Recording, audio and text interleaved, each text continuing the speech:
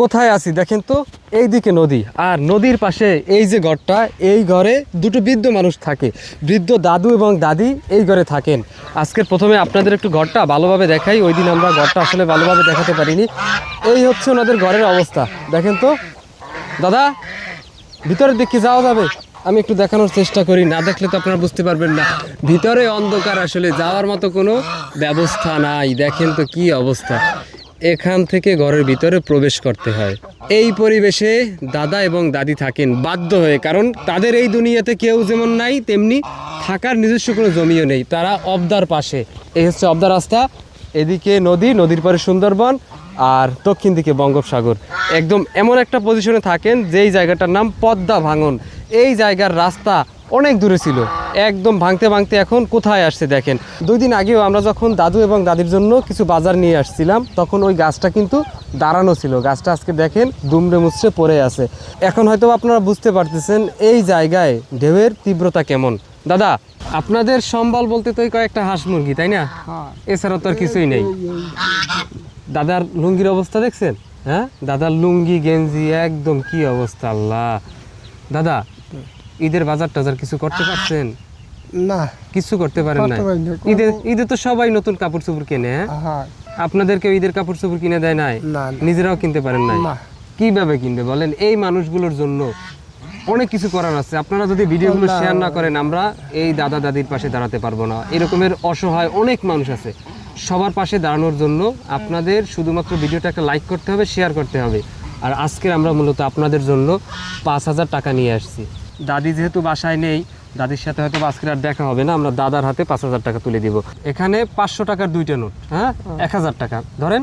1000, 2000, 3000, 4000, 5000। 5000 টাকা হয়েছে।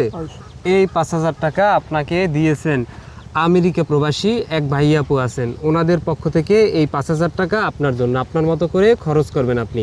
ভাইয়া আপু ওনাদের জন্য, ওনাদের পরিবারের জন্য অবশ্যই দাদা দোয়া করবেন। হ্যাঁ, দোয়া তো দাদা আমরা দোয়া করবো না, আপনি দোয়া থাকুন।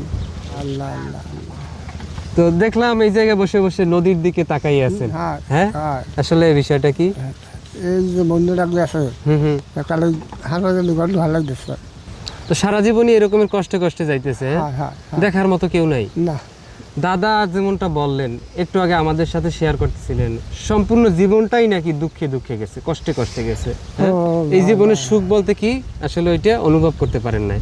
না, এই বয়সে এসেও দেখেন শেষ সম্বল কয়েকটা হাঁস আছে, কয়েকটা মুরগি আছে, একটা ছাগল আছে দেখলাম ওই দিনে। ছাগলটা আছে কই? ছাগলটা, একটা ছাগল আছে। এই হাঁস মুরগি ছাগল এটাই ওনাদের মূল উপার্জনের বা আয়ের সোর্স। এছাড়া ওনাদের বিকল্প কোনো আয়ের উৎস নেই।